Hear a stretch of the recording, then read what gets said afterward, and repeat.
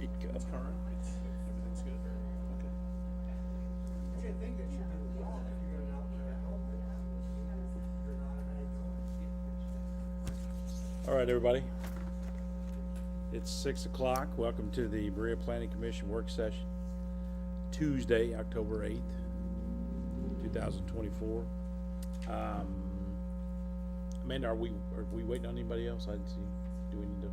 She may be stuck in traffic, we'll just go on without her. We'll go on without her. Okay.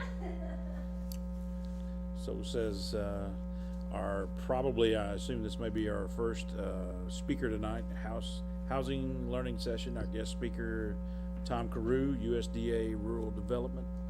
Is that correct? Okay, perfect. Well, good evening, everyone. Thanks for having us. I'm Tom Carew, the State Director for USDA Rural Development. For those of you who don't know what rural development is, we are the Housing and Economic Development Wing for the Department of Agriculture. And we have 4 pots of money traditionally. We put close to $1 billion a year into the economy of Kentucky every year. Housing is one of the big programs that we have. It's our largest program, but we also fund water and sewer systems. We fund city halls like that building over there with our community facilities program, which that's a great example. I use that one all the time. We fund nonprofits and city and county governments with facilities like that, police cars, fire trucks, garbage vehicles. We fund those things when we have the money to do them. The water and sewer program is probably a very big program. We have helped provide rural water to most of Kentucky, along with the other funds that the state has. And then we have the rural business programs where we make loans to small entrepreneurs that are just getting started in business, as well as multi-million-dollar organizations. For those of you who knew App Harvest, it's of course changed names, but we provided quite a bit of financing for their facilities, much to our chagrin. But we also have financed distilleries. We financed a distillery in far western Kentucky to the tune of $75 million. Excuse me, $25 million. $25 million. We financed another climate-controlled agricultural facility in northern Kentucky for $75 million. And then the last pot of money we have is to finance the rural electric co-ops. East Kentucky Power is one of our big customers, and they're talking about building a power line that will impact city water here. So, and then we also finance and provide grants for broadband throughout Kentucky. So that's a quick synopsis. We have a staff of about 80 people, 11 offices across the Commonwealth, from Murray in the far west to Paintsville in the far east. So I'm here today to talk to you about the housing programs that rural development has. And we will call them, there's three tiers. There's the homeownership programs. So we provide financing for families to buy existing housing or build new housing. And we target folks in that particular program at below 80% of median income. And we do 100% financing for up to 38 years in term, with an interest rate as low as 1% based on the household's income. So 100% financing up to a 38-year term, potentially as low as 1%. The high side of that is whatever the federal market rate is for mortgages on the day you close. So that's about 5% right now. We have a program that targets families up to 115% of median. Again, 100% financing. It's a guaranteed loan, 30-year term, and it's at market rate. We have a home repair program. It's a grant and loan program. The grants can, depending on where you live and what kind of money we've got, it's a 1% interest loan, 20-year term, targets families below 50% of median. And for households that have a member that's 62 or older that are very low income, we have a grant program, and that grant can go up to about $10,000. We do have special housing programs And we have special programs for the disaster recovery area for the 22 disasters, primarily targeting southeast Kentucky. That has some special pots of money in it. We finance and have financed over 460 multifamily projects across the Commonwealth. Many of those, most of those have rental assistance with them, and many of those are aging out. They're coming close to the term of their mortgage and are aging out, and some are being preserved by low-income housing advocates, and some are being lost to the market rate units. And those are basically the housing programs that we have. We have a housing preservation program where nonprofits can apply for the housing preservation money and use that to help repair homes for families up to 80% of median. But that's a quick synopsis for you.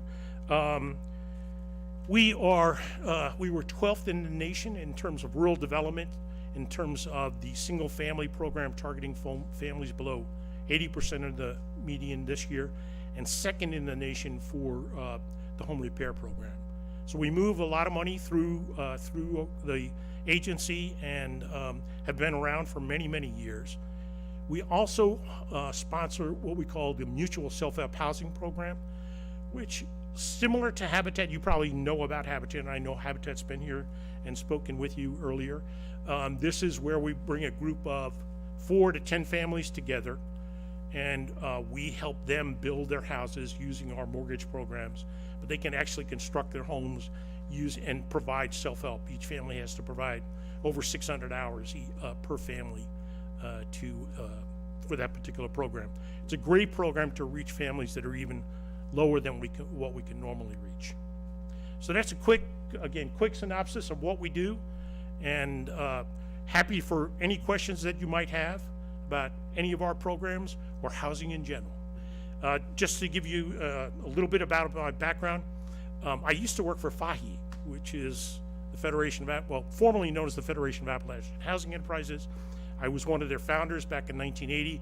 I've been building and developing affordable housing for over 50 years. So I've got a good bit of knowledge. I won't say I know everything. And as a matter of fact, I think I'm losing knowledge sometimes. And I was called back out of retirement. The retirement thing was a good thing. But I was called back out of retirement when President Biden appointed me to this job. Questions? Commissioners, any questions? Go right ahead. Thank you for coming, Tom. Really appreciate you coming tonight and helping us. I've got a number of questions. First one, these programs, at least what I read here, is all for single-family housing. Do you do anything for multifamily housing? So we do finance, we have 460 projects across the Commonwealth that we have financed with our 515 program. Money, there's almost no money in that program now. There hasn't been much money to build those projects for close to 20 years now. We do a little bit of preservation and some new construction, but it's a tiny, tiny amount. In Kentucky, we haven't built any in quite some time. So it's a real, I mean, as you all know, we as a country are in a bind right now. We're short of housing on all fronts. And it will take some creative thinking, I think, on the federal level, along with what the states provide, to create some scenarios where it will be affordable for builders around the country to build affordable housing. Right now, as a builder, you can't come out ahead if you want to build rental properties to serve low-income families. You can't even come out ahead sometimes building market rate housing. It's a real challenge. My next one is the rural housing site loans. So that is do site development, put in infrastructure. Water, sewer, and streets. Yeah, who's eligible? Is that like municipalities? Municipalities could be eligible for that. Counties could be eligible for that. Nonprofits are eligible. It's called a Section 524 site development loan. It's a 5-year term, and you build and develop property that can be sold on the market, and there's no restrictions on who you sell the houses to or what mortgage products you use to finance the houses. We're just out there trying to promote the development of affordable housing. Interest rate is probably market rate, close to market rate. Very few people have used that program. Well, it's interesting, right, because that's, the site development is, it just takes a whole lot up front to get a site ready for other folks to come in and build houses. As you well know. And then my last question is, like, you know, we're having these series of housing learning sessions because I think in Berea, just like everywhere else, we've got this affordable housing problem, right? So in all your years of experience you have, what are some of the solutions that you see, especially at the municipal level, that we might think about to address this issue? Well, that's a great question, Martin. So I've seen several cities now, and you can see the state doing this as part of the flood recovery piece. Hazard is one city I can think of that's done this. They're using some of their capital to buy and develop dilapidated properties, group them together, and then put them back out on the market for builders to come and build new properties that are going to generate real estate taxes. So it could be an infill kind of project where you're targeting the infill lots. You're going to acquire them, condemn them. You're going to clear the title by the condemnation process, so that it takes care of the clear title, and then put them back out on the market and make them available to for normal builders, nonprofits, for-profits, it doesn't really matter, to build a new piece of property, a new property that's going to generate real estate taxes. Other cities are targeting doing the same thing, but looking at small subdivisions. Again, putting in the infrastructure. So they're acquiring the property, clearing the title, making sure it's got water, good water, sewer, streets, and sidewalks in it, and then putting it up for sale.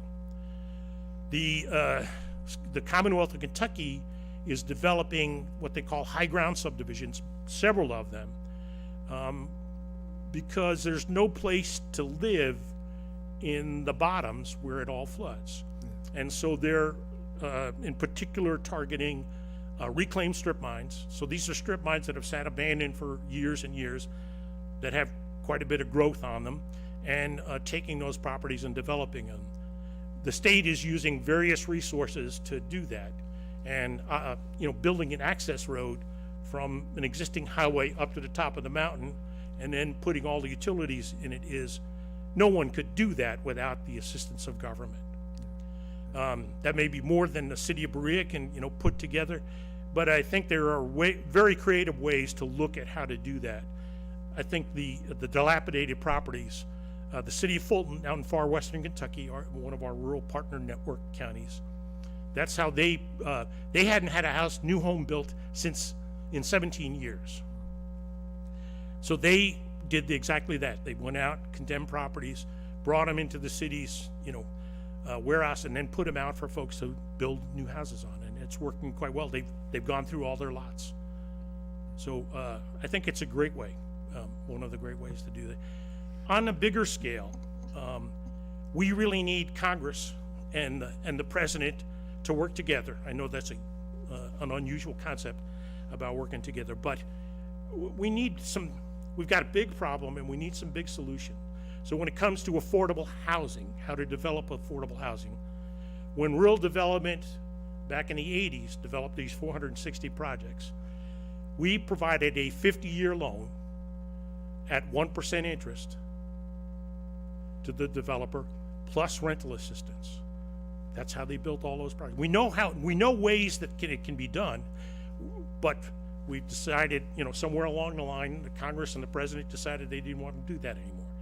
But that might be something we need to look at. Most of the affordable rental housing that's built today has tax credits in them. Kentucky Housing Corporation, who you visited with, administers that program. They do a great job with it. But very, very little of that housing is built in eastern Kentucky because the tax credits alone can't build the units and serve families below 50% of median. Maybe we should look, maybe Congress should look at the tax credit program has been limited to 9% or 9% credit for the past 30 years. Maybe it's time to look at an 18% credit. What would that do? And I don't have the answer to that. I mean, I can't tell you mathematically what that does, but I think we need to think big and urge our leaders, our legislators, to think big to help us create a solution. Any other questions? I want to introduce Elizabeth. She drove all the way down here from Lexington. She is on our housing staff in the state office, Elizabeth Clark. And is there anything you want to add? I've told them everything that you already know. But Touch base on our coverage, the fact that 88% of Madison County is eligible for our programs. and I did not. Okay, so why don't you come up and just tell me about that? So I just had a couple notes. Yeah, 88% of Madison County falls eligible for USDA programs. So that means, like, Richmond is not eligible? The city of They're- Richmond is not eligible. The depot property would not be eligible. And then there's one other little strip right on 75 South. But Ferristown, Kingston, Middletown, Berea are all eligible for our programs. It is based on median income for our programs. For our guaranteed program, they can't exceed 115% of the median income. But for our direct program, it needs to be below 80% of median income. So for a household of 1 to 4, the limit would be $112,500, and for 5+, it's $148,450. 620 credit score for most of our programs. In some cases, it can even be a little lower than that. It does depend on the total household income. That's all adults in the household, whether they're on the loan application or not. Does have to be a primary residence, and the site size and condition and amenities need to meet some of our program regulations, but it's a good program. One thing that we didn't talk about was stacking of resources. So our programs work well with the Kentucky Housing Programs. It works well with the CDBG program that the Department of Local Government administers. Most cities and towns look at how to blend all those things together so that it becomes affordable. The Hazard project I was talking about, the city got a CDBG to acquire the properties, demo the properties, and then put the water, sewer, and streets. So those programs you were talking about a moment ago, so these areas are eligible, are they currently, do you have a lot of participants going on right now as far as? We have a lot of applications in Madison County, yes. Oh, okay. It's a heavy county for us. Okay. And Madison County is served out of our London office. Yes. So when you say stacking resources, it makes sense, right? To me, it's also like, that sounds like it's not, the average person has the experience or skill set. So who does that in any individual community to find the resources and stack them and do that kind of thing? I mean, is that something your office does, or is it somebody at the local level who has to work with Kentucky Housing Authority, work with USDA, work with others? Where's that expertise coming from? Go ahead. If they contact us directly, then yes, we can help with that. But also, a lot of your mortgage lenders know about us, know about our programs, know how we work with KHC, and they're very knowledgeable at pulling us in to help. But when you get 7 or 8 stacked programs working together, that's typically one of your nonprofits. One of the the Madison County Habitat might know how to do that. I can't speak for them. Yeah. And they've got some new leadership. So, and it's Brian Kirby. Yep. Brian has worked with so many of those programs in the past. He's probably very capable of helping to figure that stack out. Yeah, and we're fortunate that Fahi is, based here too. I mean, we've got, I think, a lot of technical know-how for me, just going through my head is like, okay, we find a 5-acre site somewhere within Berea City limits. I don't know if that thing exists or not, but we find that and it's like, all right, what's the first step? Like, in doing this? I'm not expecting an answer, but If you're looking to borrow money for that site, give us a call and let us see how we can work that out with our 524 program. Or you could go to FAHI and say, we're not one of your members, but, this is your hometown. Would you consider loaning us money to buy a site and develop it? I think that's a conversation we're having. And whoever develops the site, it doesn't all have to go to one particular builder. It doesn't have to all go to Habitat, or it doesn't have to all go to FAHI. Generally speaking, if you're gonna put 20 or more houses together, like let's say the high ground subdivisions, you're gonna wind up with a much more successful project if you can blend those incomes.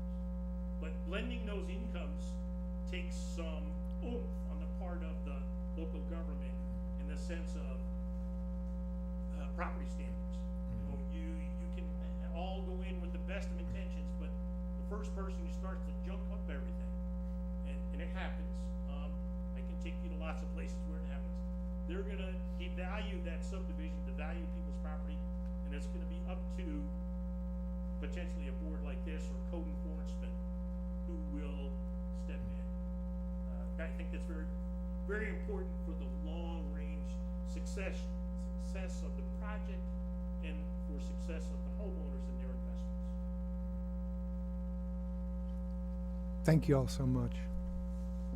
Yeah, it's really great. Thank you all so much. Any other questions you can, statements or anything like that?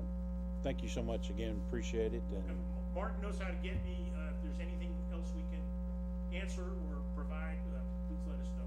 Happy to be here. Thank you all. thanks again. Thank you.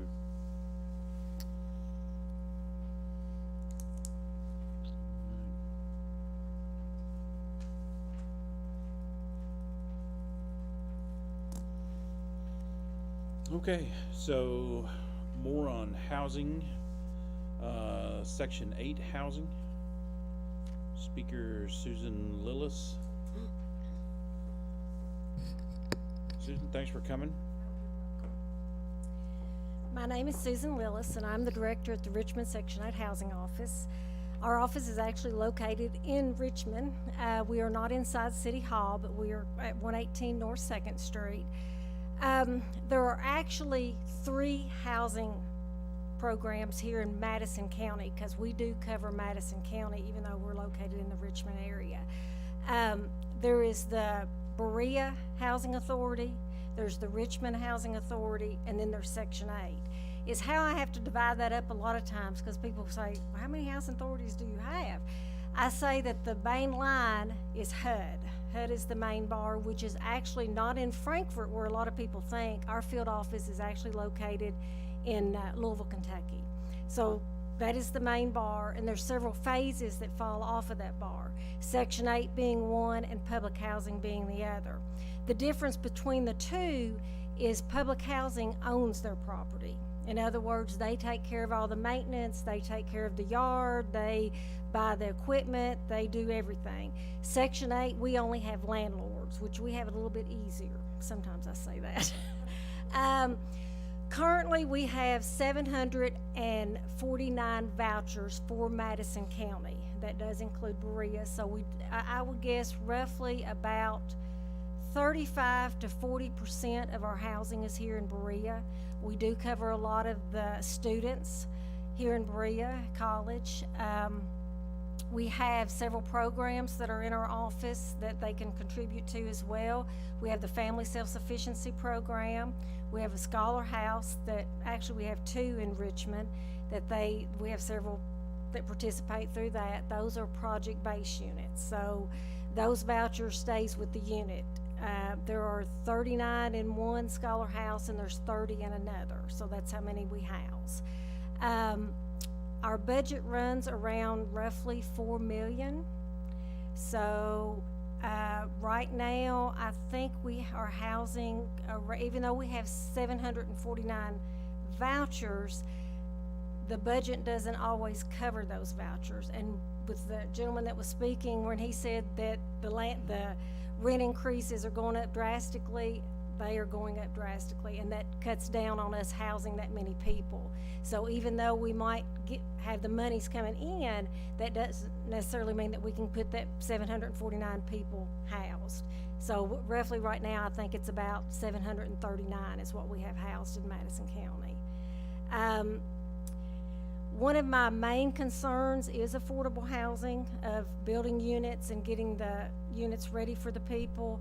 With the landlords increasing rent so much, it's hurting them, because the only way that they are eligible is the income that they bring into the household, and that's how we have to see if they are eligible for the program itself. And it is a guideline through HUD. We have an actual, and I didn't bring any notes.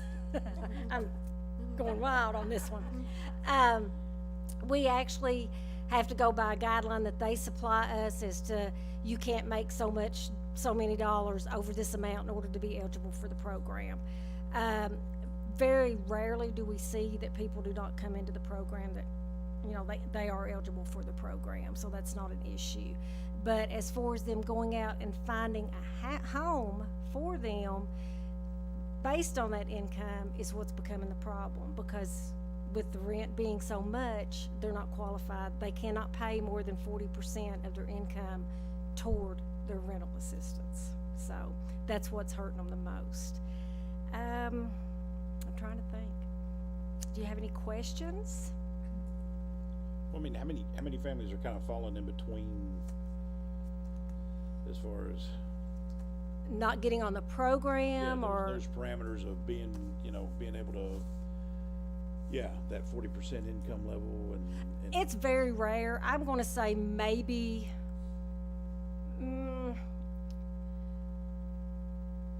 are you talking about not going into a home? Is that what you're talking about?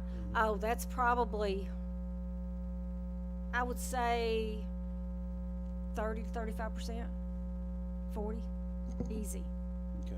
And it's up to me a lot of times, or is what I do. It's not really up to me, but I do it. I'll call the landlord and say, you know, is there any way that you would be able to come down on this rent? You know, if you would come down $100, this person would be able to come into the household, and then next year maybe we can negotiate on maybe you coming up a little bit on the rent, you know, et cetera. I mean, that's the only way. It's kind of like a game that you have to play on it, of juggling to get the family into a home. We do have a emergency housing vouchers that we received. We received actually 15 of those. Those were only given to a few around the state of Kentucky. We were eligible to get 15 of them. Those are basically of the homeless. We see a lot of homeless coming in. That was gonna be my question, is have you seen that increase Yes, recently? yes, we have. But to my amazement, the vouchers came into our program, and like I said, there were 15 of them, and they had to be scanned through Kentucky Housing Corporation because they had a play in that. So they actually went through a case manager up there to make sure they were, I guess, classified as homeless. Once they were, then they come into our program. We found them. I signed a form saying that I would even drive them around, look for a unit, call the landlords, take them different places. I got utilities turned on. You know, I actually did a lot of things on that. But to my amazement, right now we only have about 9 of those vouchers that are still under lease. We did start out with the 15, and gradually they have came off. A lot of them have given up assistance. A lot of them have been other reasons that they just didn't make it. We also have, and I put in for an actual grant on this, for 25 vouchers for the veterans. Veterans is another issue that we have. I'm hoping to hear back on that response of the grant pretty soon. Right now, we are borrowing, I guess I can say borrowing because we're doing it. Lexington, I can't recall exactly how many they received on the VASH is what they're called, is Veterans VASH vouchers. They received, I'm thinking around 200, 225 of these vouchers. Well, they could not house them all. So they decided that they would give so many, or they would see if they wanted to be placed in Madison County. Well, once they did, they let us actually manage those vouchers. So we're managing the vouchers, but we're billing Lexington because we're housing them here and taking care of all the paperwork. And that's not a problem right now, but we have 15 of those. But like I said, I'm hoping to get 25 of our own, and I will just absorb those 15 into our program if we do get those. So, any other questions? Yes, so I know just enough to be dangerous about this issue. Me too. So, forgive me if I say something ignorant or stupid and call me out on it. I've read a number of articles recently about the Section 8 vouchers and how there's long waiting lists. I'm not saying this is Madison County. These are probably written by East Coast urban areas, but people waiting a long time to get them, then they get them, and then they cannot find a place that they can use them because the voucher doesn't cover enough and the rents have gone up enough. One, are we seeing that same situation in Madison County? Not as bad. The majority of the time, whenever you get, the tenant gets 60 days, or the client at that time. And our waiting list right now is running about 700. I will tell you that. It's roughly 700. We get, I'm going to guess, up to 10 to 15 applications a day. We get over 900 phone calls a month, just in regards to housing. I do take out-of-state applications, so contribute. Some of those are out of state, not all here in Madison County. I do see the waiting list being long, but right now, the next letters that will go out to get onto the program are October of 2023. So that's really not too bad for us. I mean, that's kind of a catch-up. And the majority of the time, I'll send out about 3 months of letters. And averaging, that probably runs up to about 300 letters is what I'll be sending out. The response to those letters, that's the problem. A lot of times, the people, they've either moved, they haven't came in and gave us an address to forward it to, they don't change their address. We don't do phone calls because we just can't call everybody on those letters. So a lot of times they have to reapply. So that might be they were on the list and all of a sudden they've moved, they forgot to change their address, so now they're off that application, now they're on another applications. But we take applications daily.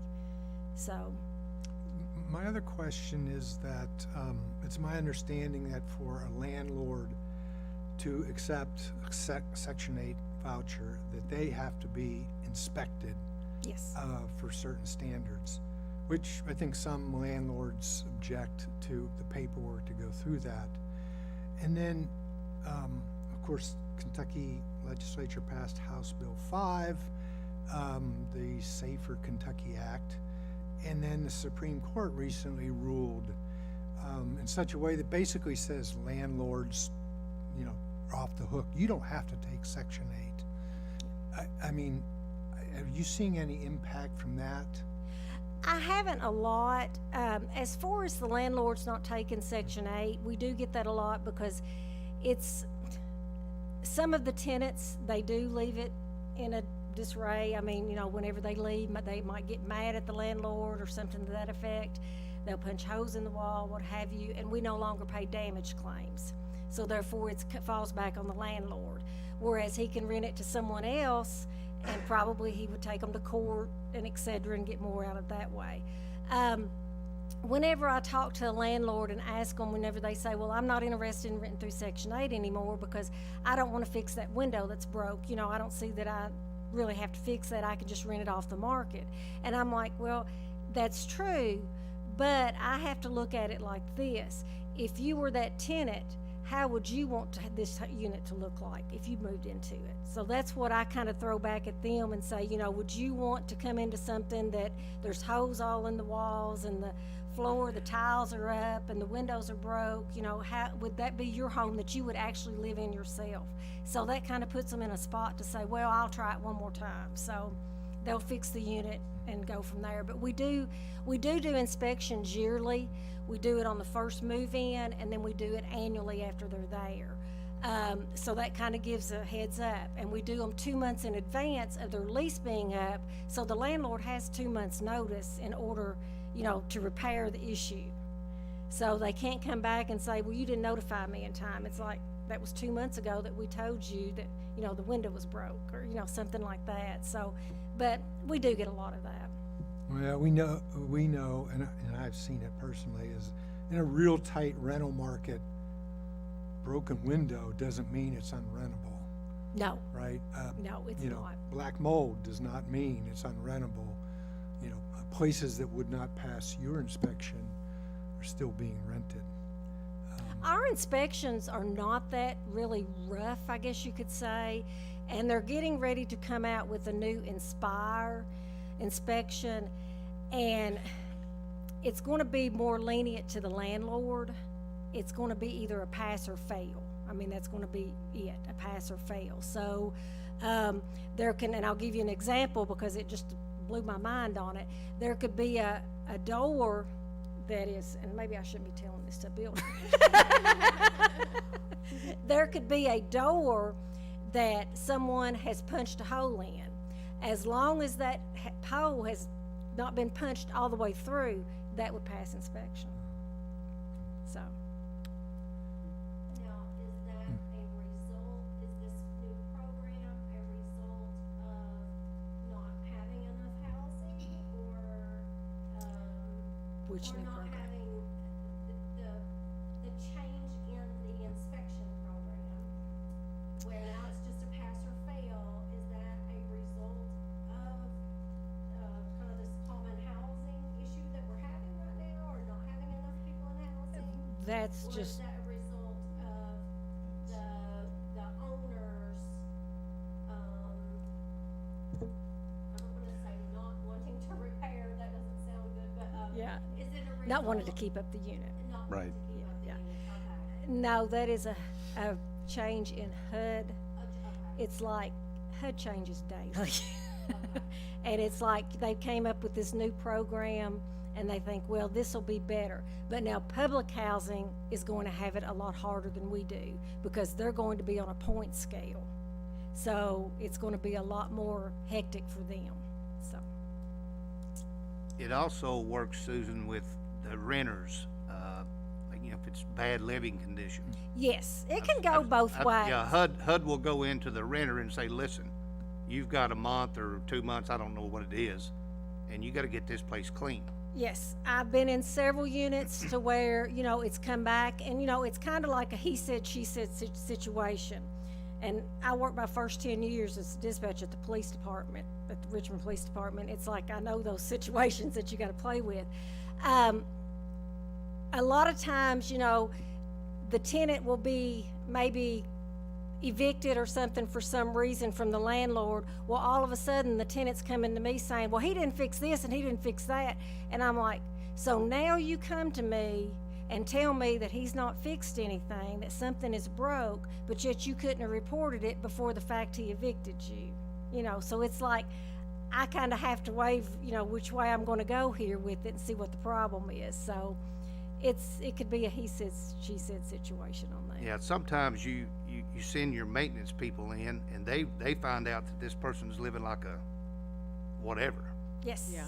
So then HUD is notified, and this has gotta be cleaned up, or there's nothing the landlord really can do there. I mean, you can get on them, Yes. but that happens a lot. And I write that on inspections, or I can't say I do. I do very little inspections. I am a certified inspector, so I can go out and inspect. And if my inspector is not there, then I will go inspect.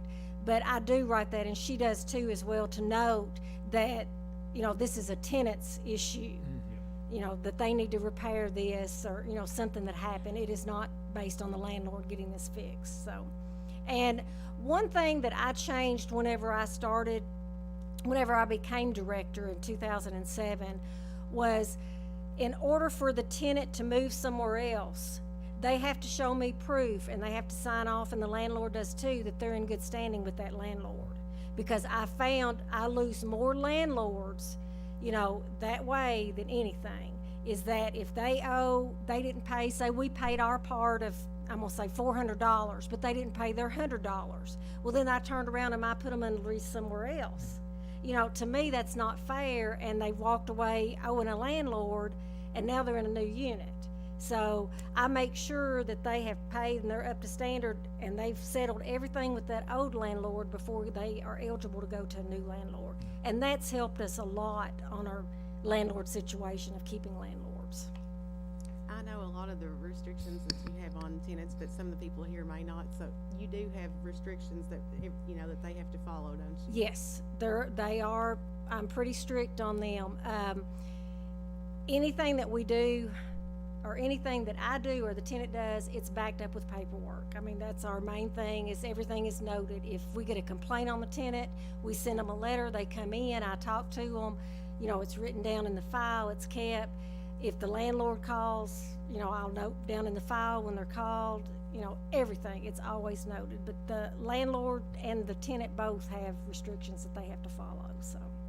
Can they have a felony and be on your program? The only regulations that we have is they cannot be a sex offender, and that is a lifetime sex offender, let me phrase that. And I have two other things that will not let them come onto the program. One of them is if they have a possession charge within 3 years, okay, of marijuana or any type of possession. The other one is a trafficking charge, and that is a 5-year ban. One is a 3 and one is a 5. With marijuana and all of that kind of up in the air right now, I'll probably end up having to change that because it's getting so, the medical marijuana and all of that, you know, I'll probably go before my board and ask, you know, to see if we need to kind of do something else on that matter. But right now, those are the only restrictions that I have. And we do run police checks on everyone that comes through the program, so. Do you have to be a citizen to? No, you do not. But there is a different form that we have to work up calculation by, and with them being a non-citizen, they actually pay more. So that Is that is something you all see in Madison County at all? Very rarely, very rarely. As a matter of fact, I saw one today that came through that I knew was not a citizen. So. And then, like, of the 740 vouchers, like, about how much would the average voucher-ish be? It depends, I know it depends, on, it depends on if it's a 1-bedroom, 2-bedroom, 3-bedroom, 4-bedroom, 5-bedroom, 6-bedroom. Right now, I'm trying to sit here and think of what I can visualize. Our 1-bedroom is going for around $800 a month. Okay. I believe it's 800. It's either 800 or 850. Now, as far as let me kind of get back to the question that you had on that, of drugs.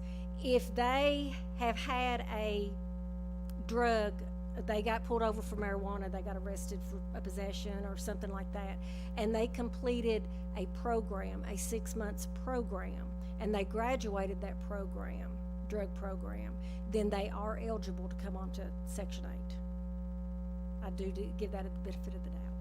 If they are currently on Section 8, let's say, because I manage apartments too, if they're on Section 8 and they get into trouble while they're, like if they're trafficking out of the apartment or whatever, do you all do anything then?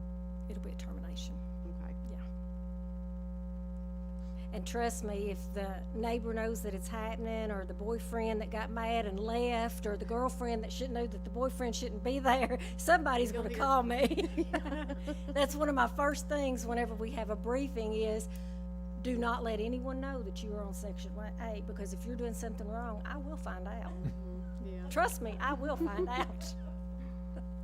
And I usually do. So, but we have briefings. Is how it first begins is the tenant will get the letter. They'll set up an appointment to come into the office and do an update. The update basically tells them whether or not they qualify for the program.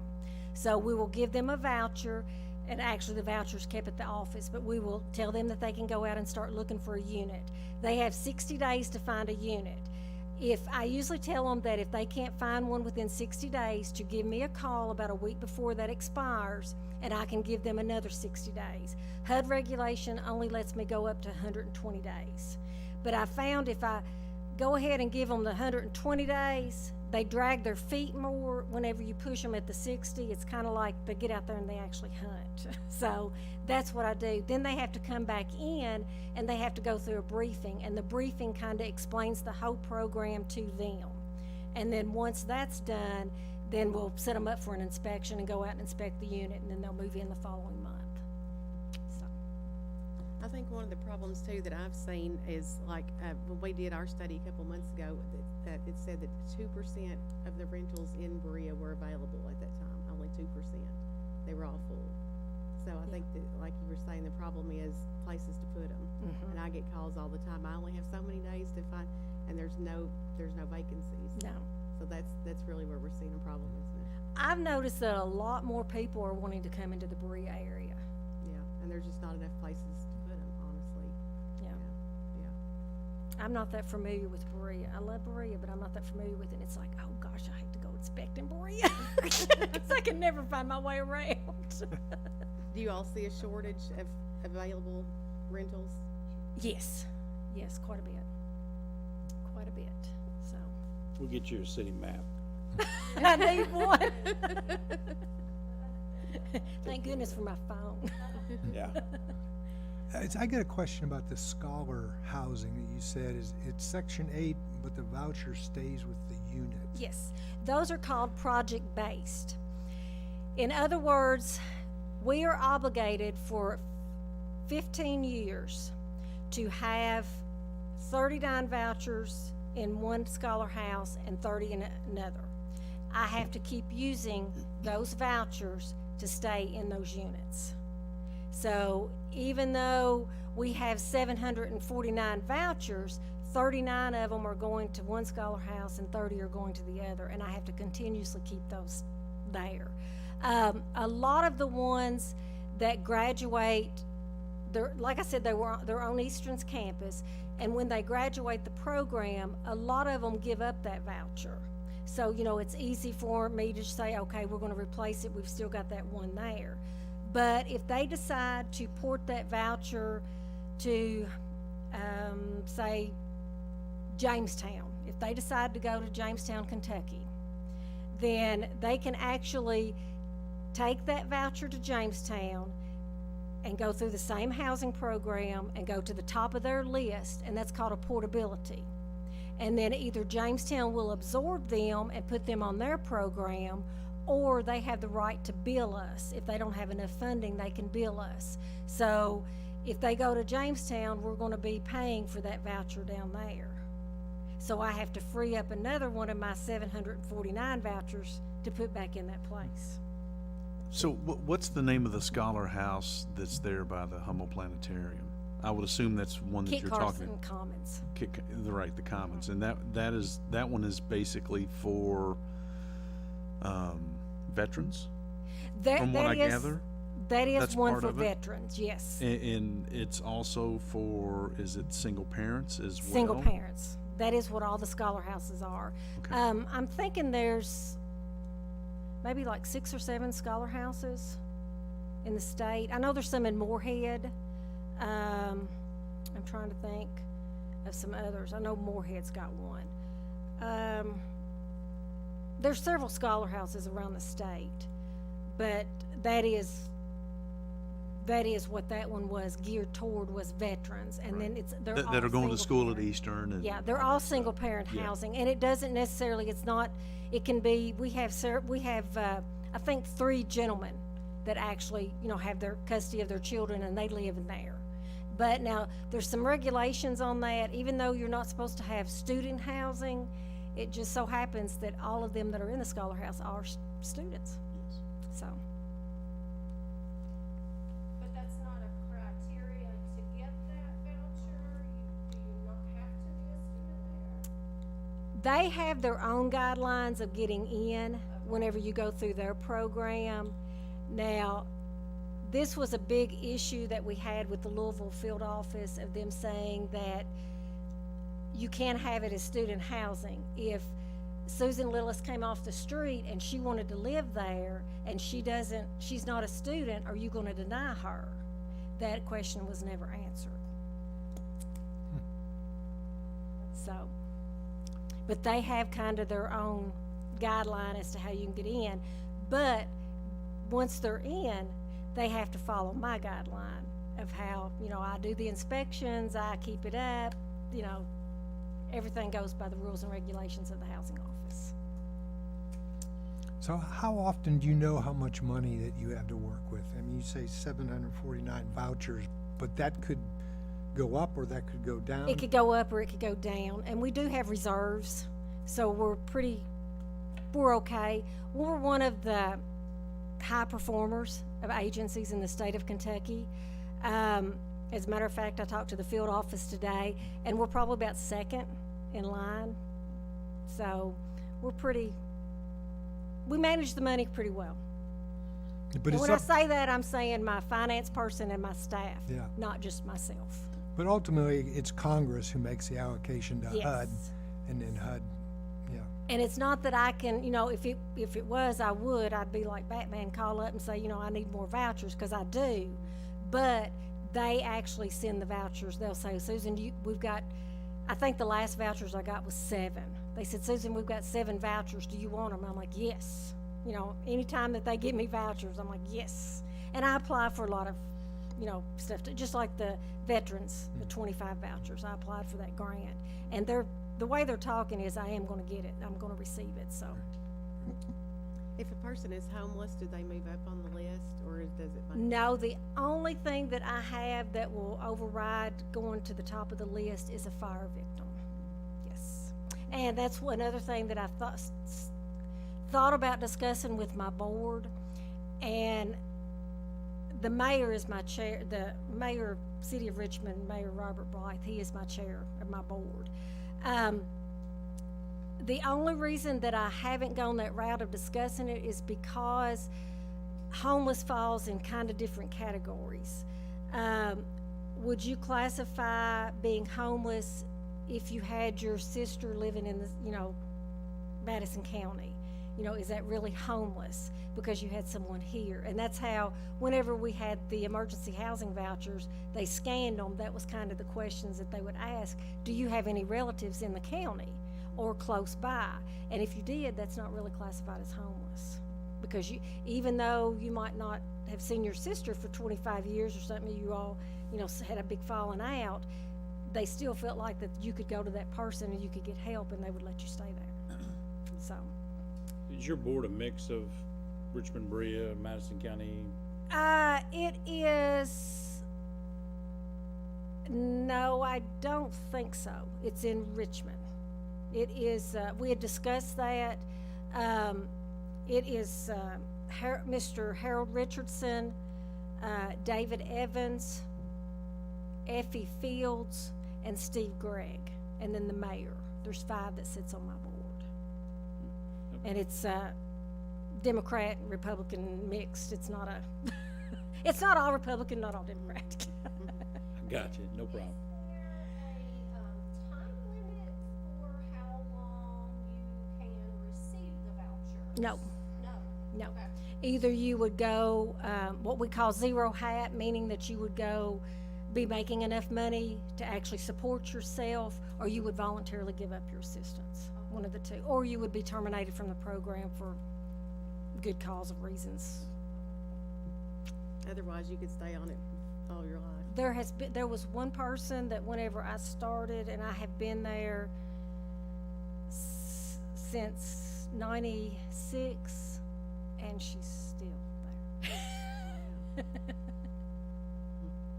And I've seen generations. I've seen a lot of generations. And a lot of those generations, which I'm one that and I can say it country, I don't want to meddle, but it's like, you can better yourself. Let's work at getting this job at McDonald's. Yeah, it's McDonald's, but it's still money. Then we can move up, and that's one of the programs that we have inside this Section 8 office is called the Family Self-Sufficiency Program. It is where, and I'm gonna do easy numbers here.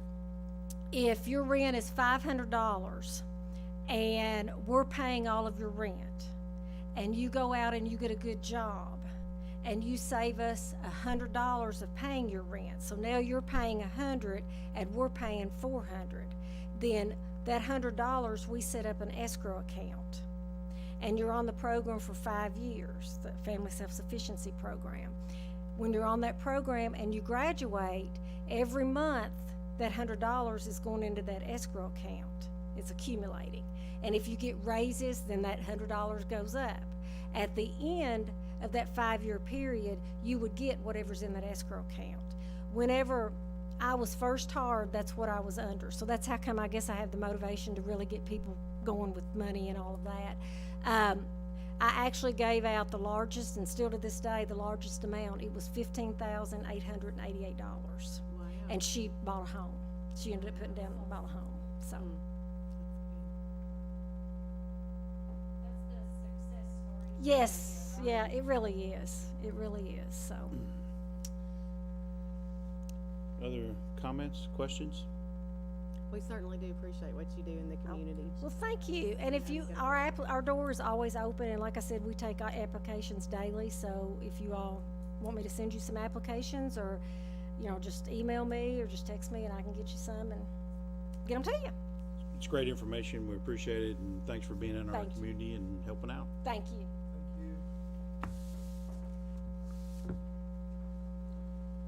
Okay. Good information tonight. And we appreciate presenters, and hopefully, I find it's all been very interesting information. I don't necessarily know what to do with all of it, but it's good to know, and it's good to just kind of see where we're at, you know, on this housing issue here.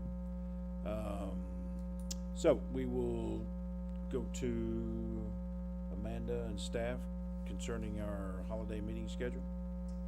So it just so happens that this year, our normal business session in November would fall on the Tuesday before Thanksgiving. And so I wanted to take a poll to see, so what we did last year was we ended up just having one meeting in November and one meeting in December. And so that would be a work or business as we need to. Now, we know at this point we have items for a November agenda. And then December's meeting actually falls on, I'm not sure if it's Christmas Eve or Christmas Day, but, the 24th, so Christmas Eve would be our normal business meeting.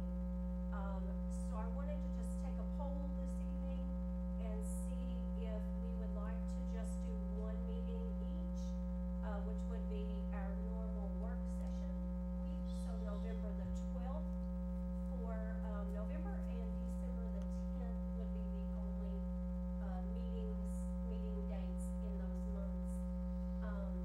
The only thing that, so we can adjust if we have a zone change, we'll get the word out in terms of an application date.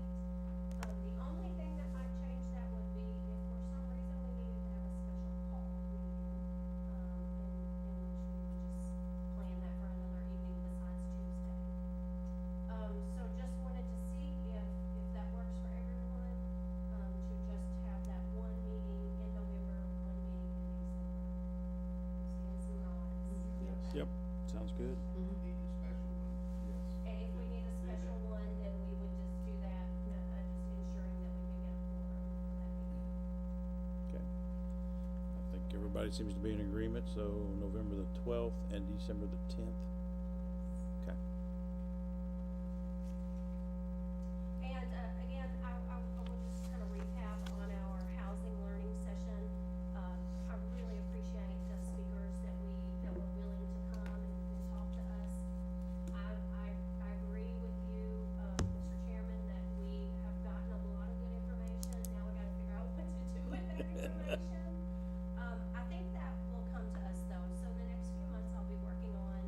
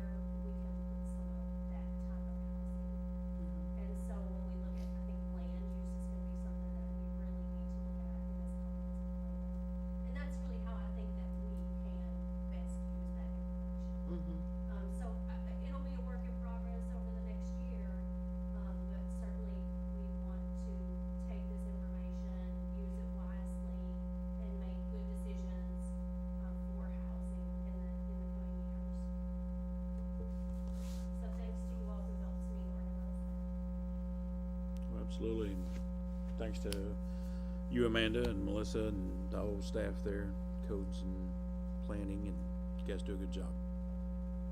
Knowledge is power always. It's always good to be knowledgeable of what's going on around us, and, you know, I think hearing the numbers is it is kind of staggering. It is kind of an eye-opener. It's, you know, it kind of makes you think differently about a lot of the decisions we make when people come before us and want to do, you know, certain things. It's like, at least we know now what we're dealing with and what the needs are, so Yeah. I think it's been a good thing. All right. Any other concerns, comments? Anything from the public? Hearing none. Motion for adjournment?